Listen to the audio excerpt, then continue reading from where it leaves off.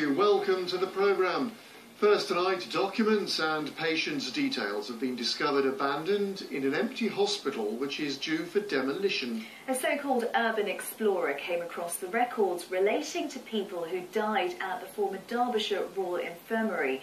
Officials insist anything relating to patients has now been removed from the premises. Simon Hare reports. An online video of the former Derbyshire Royal Infirmary, shot by a so-called urban explorer. They tour and photograph empty and derelict buildings.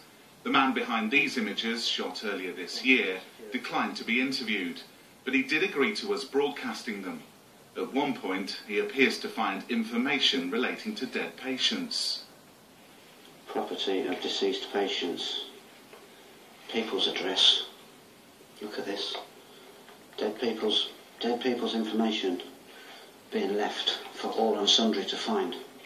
Are you confident you've cleared the site of anything that may be relevant to patients that were treated here? After that, we did a full review of all of the areas that had contained notes and indeed information on patients, and we found nothing that was specifically patient-related or patient-identifiable. Look at this, all specimens that are being taken from people. There were clearly things in there that we wanted to remove that we found, but nothing that was specifically patient identifiable. Most of the site has been disused for the last 5 years.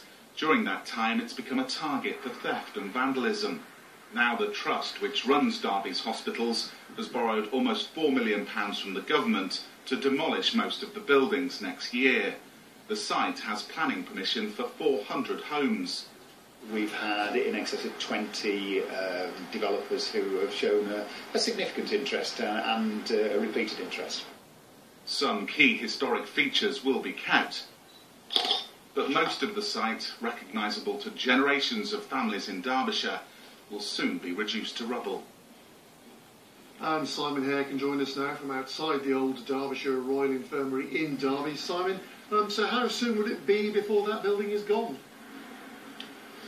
Well, demolition is due to begin in earnest in January, but the removal of asbestos here has already started, so another hazard on this site. And as you can see from the fence behind me, security has been beefed up in recent weeks and months since that Urban Explorer's video was filmed and put on the internet. But as we also saw in that video, the state of many of the buildings on this site, they've been left in a terrible state. But towards the end of next year, they should have gone, they will have been removed, and this site can take a new shape, a new form, with new houses and shops under the apt name of the Nightingale Quarter of Derby.